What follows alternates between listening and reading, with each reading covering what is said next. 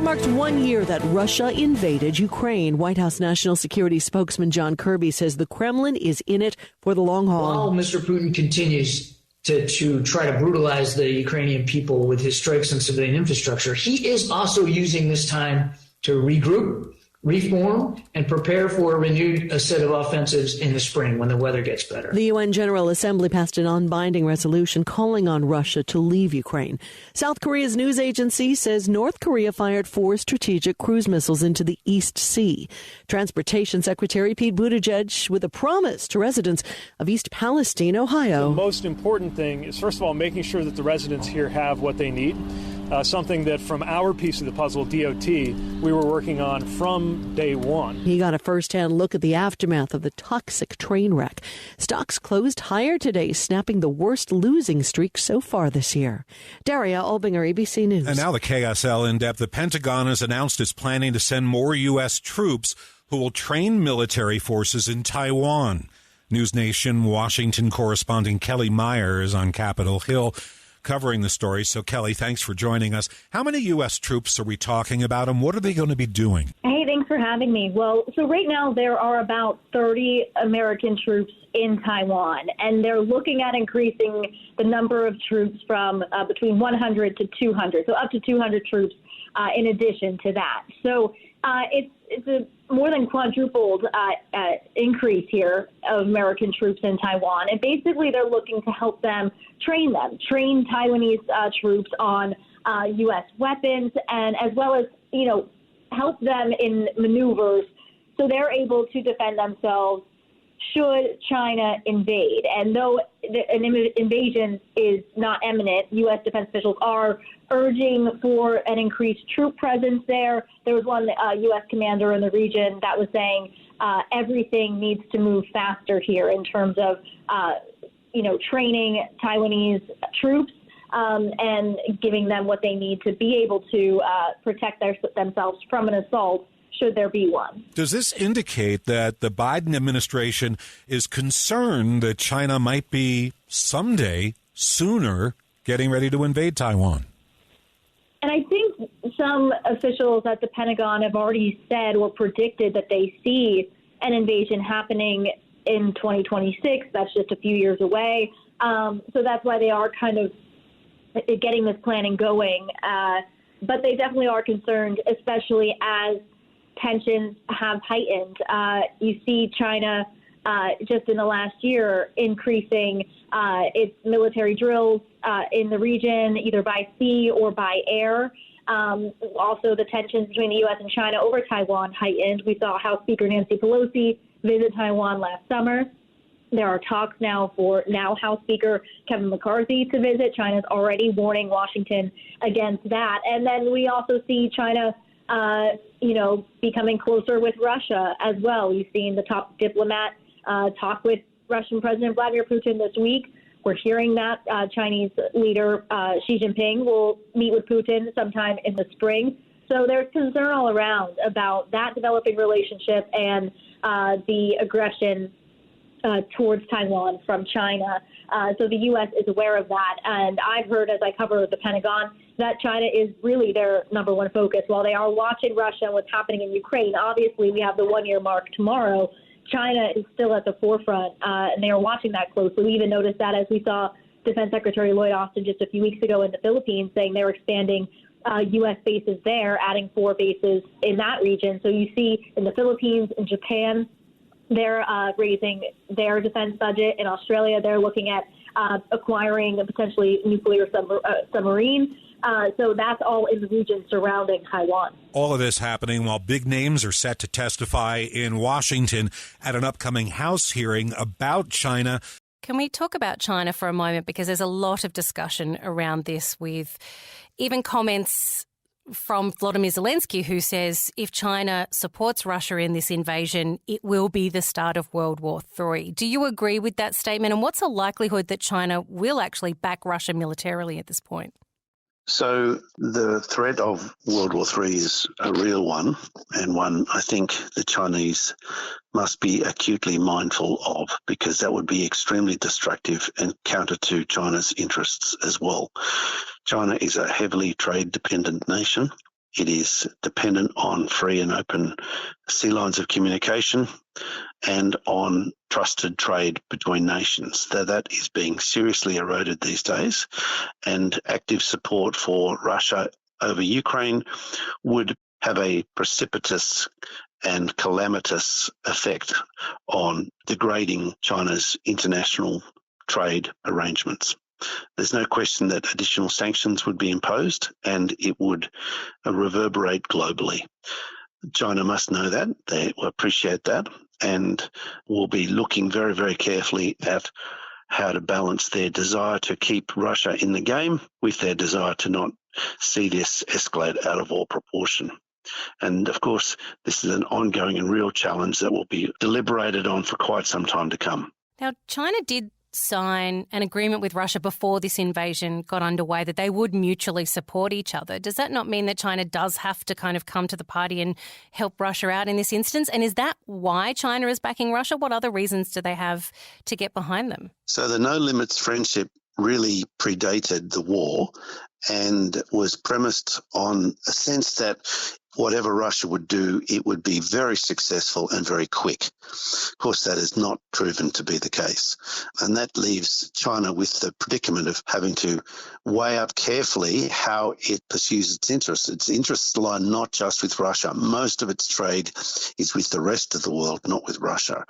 And while there are benefits to be gained from keeping Russia beholden, it's actually increasingly becoming a bit of a political vortex for China. It's completely counterproductive.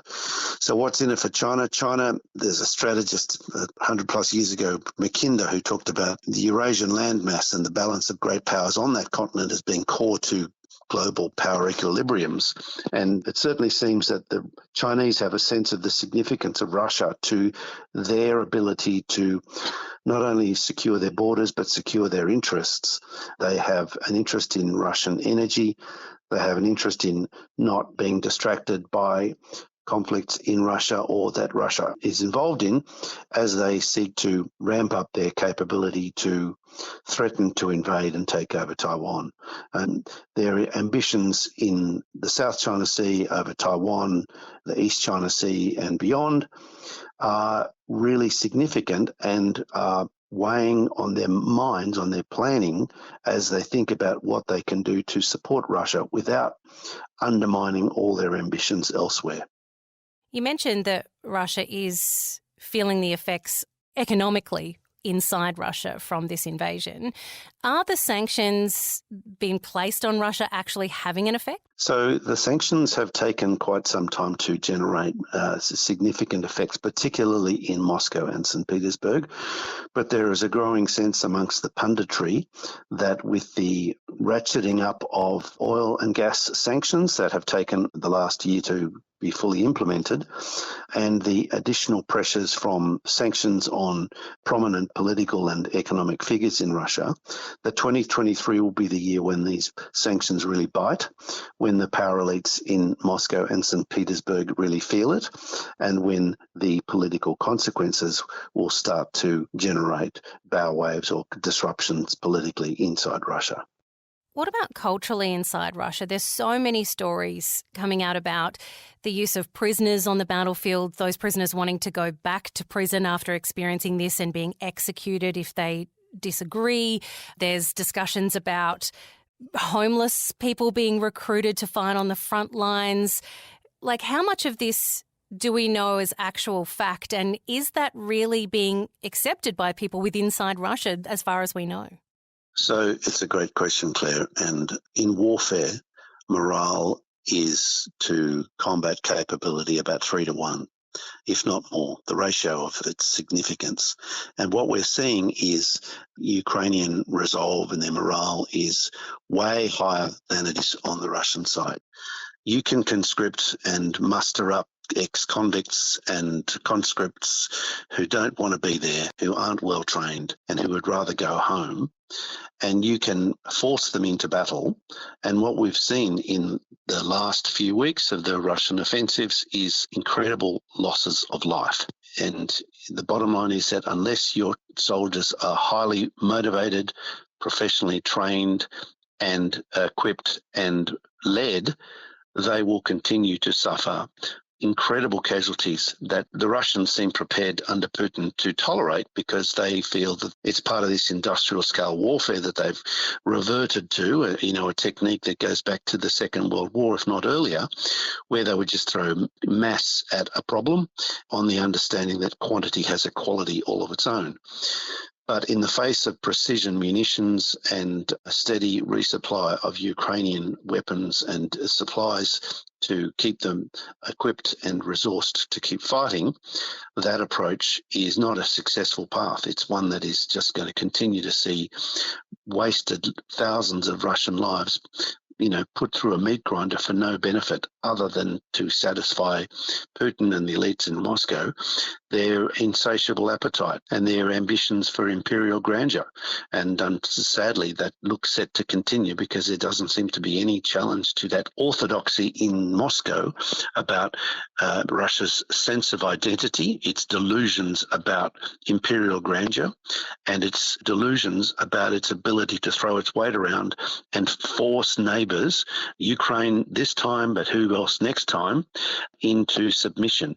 And that's, of course, what's generated incredible pushback from other neighbouring states like the Baltics, like Poland, as well as many of the other European countries along the way. Well, let's look at that. How has this conflict sort of reshaped that part of Europe? Because at the beginning of all of this, there was a lot of discussion about the fact that Putin did not want Ukraine to join Nato, that he did not want this part of Europe aligned with Western ideals. Has that actually backfired on him? I mean, we're even reading that the Swiss are thinking of, ending their very long tradition of neutrality in all of these conflicts. Has it reshaped what Europe looks like now? So from Russia's point of view, the war has been catastrophic.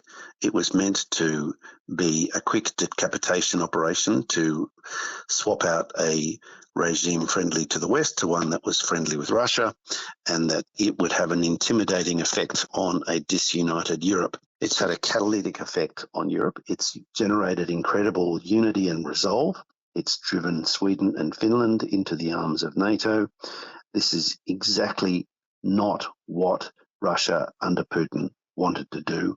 It is catastrophic. It's generated unease in the Commonwealth of Independent States. The stands, if you like, that have been aligned with Russia but are now, very, very uncomfortable with the direction that Russia is going in, and that you're seeing several of the leaders of the subordinate states on the southern periphery of Russia who are railing against Russian excesses, in large part because they're now having a sense of confidence that Russia is not actually unbeatable, that it is actually vulnerable, and that they have some influence.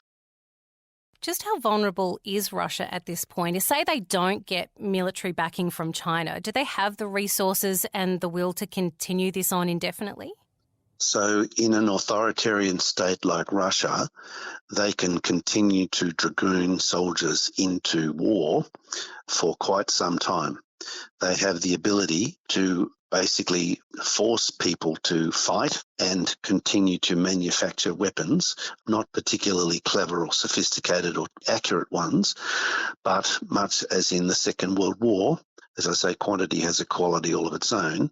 And if you continue to mass produce weapons, if you continue to throw thousands of troops at a problem, there is a hope in Russia, in Putin's circle, that it wear down the Ukrainians to the point where they sue for peace. And that is clearly what many in the West, in Australia and elsewhere, are supporting the Ukrainians to help prevent from happening. It's critical for Ukraine that they maintain the support of the West. It's one of the reasons why Zelensky has been so focused on rallying international support, appearing in Parliament, going to Congress in Washington, various meetings, and hosting world leaders in Kiev, and making sure that the information war is won by Ukraine, not Russia. So you mentioned visits to Kiev, and we saw President Joe Biden make a very recent unannounced visit himself. And we've heard that the Chinese foreign minister is actually meeting with Putin to discuss resolutions to this conflict. Are we any closer to a resolution, you feel, or are we at a stalemate now? Sadly, I think we are going to see this war continue for much of 2023, if not beyond, barring a major shift in the power dynamics, such as the removal of Vladimir Putin, such as the insertion of Chinese support, active military support to Russia against Ukraine, or some other black swan event that we aren't foreseeing at this stage. We know Iran has been actively supporting Russia, and that's generated considerable pushback from the United States and countries like Israel. And there are limits to what you can do to Iran, given the repressive, controlling nature of that state and its willingness to export violence. And that's problematic. Of course, North Korea is also reported to be supplying ammunition to Russia. How long that is sustainable is another matter, but these are all largely, not terribly sophisticated weapon systems. They're very much mid-20th century technologies where it's about the mass, it's not about the accuracy. So sadly, as I say, I think 2023 is going to be one of considerable additional carnage.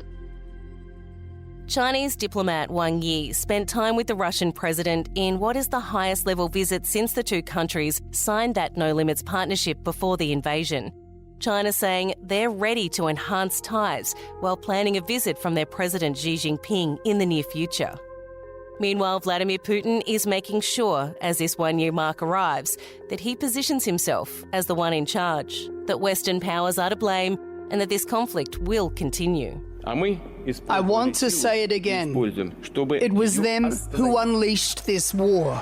We begin with the war in Ukraine. It has been 1 year since Russia began its assault and march toward Kiev. 1 year later, the capital is still standing despite massive attacks on its people and infrastructure. Bloomberg Radio has team coverage beginning with Bloomberg's Oliver Crook in Kiev. It was a shock for many that Kiev is still standing today.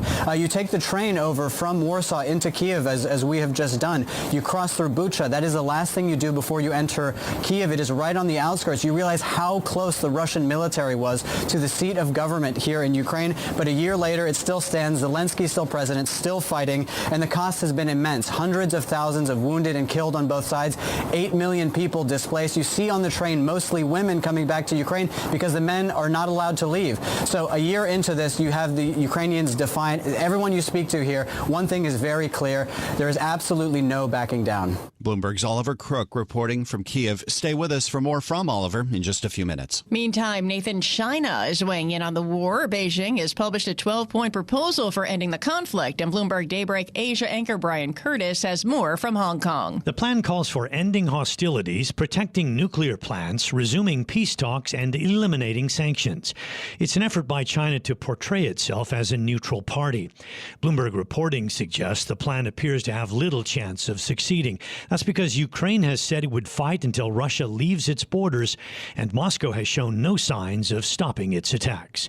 In Hong Kong, Brian Curtis, Bloomberg Daybreak. Thank you, Brian. Back here in the U.S., the White House has just announced more sweeping sanctions against parts of Russia's economy, including its banking, defense, and tech industries. Amy Morris has more from our Bloomberg 99.1 newsroom in Washington. The White House says the sanctions will also hit actors in other countries that could be trying to help Russia, including Chinese companies accused of evading sanctions on Russia. White House Press Secretary Karine Jean-Pierre says there are also concerns that China could be considering providing lethal aid for Russia. We haven't seen them do it yet, but they haven't taken it off the table. The White House says they also plan to announce a new economic and security assistance package for Ukraine to aid defense efforts and provide basic government services like electricity and heat. In Washington, I'm Amy Morris, Bloomberg Daybreak. All right, Amy, thank you. Well, turning away from the war for a moment now, a couple of Treasury secretaries are speaking out about the chance of a U.S. recession. In remarks at the G20 meeting in India, Secretary Janet Yellen says a soft landing is still possible. She credits a strong labor market. The world marks 1 year since Russia's invasion of Ukraine, a war that the Kremlin may have hoped would end quickly, but has turned into a grinding battle of attrition with no clear end in sight. Bloomberg News is covering the anniversary with a team of reporters in Kiev, including Bloomberg's Oliver Crook, who joins me live now from the Ukrainian capital. And Oliver, we're seeing this resolve from Ukraine that has played out over the last year. In a tweet this morning from the president of Ukraine, Volodymyr Zelensky, he writes, on February 24, millions of us made a choice, not a white flag, but the blue and yellow one, not fleeing, but facing, resisting, and fighting. Does that reflect what you're seeing this morning? Nathan, absolutely. I mean, you take the train in here from Warsaw, as we did, and you cross through the huge expanse that is Ukraine. And just before you enter Kiev, you cross through Bucha, where, of course, there was that horrible massacre of civilians. And then you realize a year on, we forget, I think, to a degree, the early days of this war, how close the Russian military was to the seat of power here in Kiev. And that's how everyone woke up 1 year ago at dawn. Explosions, sirens going off, planes overhead, fights for airports. And then a year later, the shock to think that a war in Europe, and the shock that Kiev today still stands, and it does. Zelensky out this morning awarding medals. He will speak later today, and Ukraine continues to fight on. And anyone you speak to here, there is a sort of normality to life. But when you ask about any possible resolution in the future, they all have the same exact line. There is absolutely no backing down. Yeah, it's amazing to see that, especially when we think about all the infrastructure attacks that have happened in recent months. Russia really going after the energy sector, just the things that people need to live in that country. To continue that resolve, it seems as though it's difficult to point whether that can continue. Do you see that resolve continuing to hold up? I think it's a very big question. And as you mentioned, this has been referred to as the energy war. And so I think that this is a war that's actually waged on two fronts. So you have the energy war on the ground after some military losses. Russia really changed its focus to cutting off electricity supply, targeting first substations and transformers, then moving to power plants. And it's amazing how adaptive the Ukrainians have been at being able to fix this, bring power back, but also create defensive and shoot these rockets out of the sky. And then the second war, which is the war that the entire rest of the world has been engaged with, is the war that's waged in the markets and a total reordering of global energy system. $1 trillion worth of cost of energy prices last year, according to Bloomberg's calculations, and really putting in doubt energy supply for developed nations in Europe. That is not something that has happened for at least decades.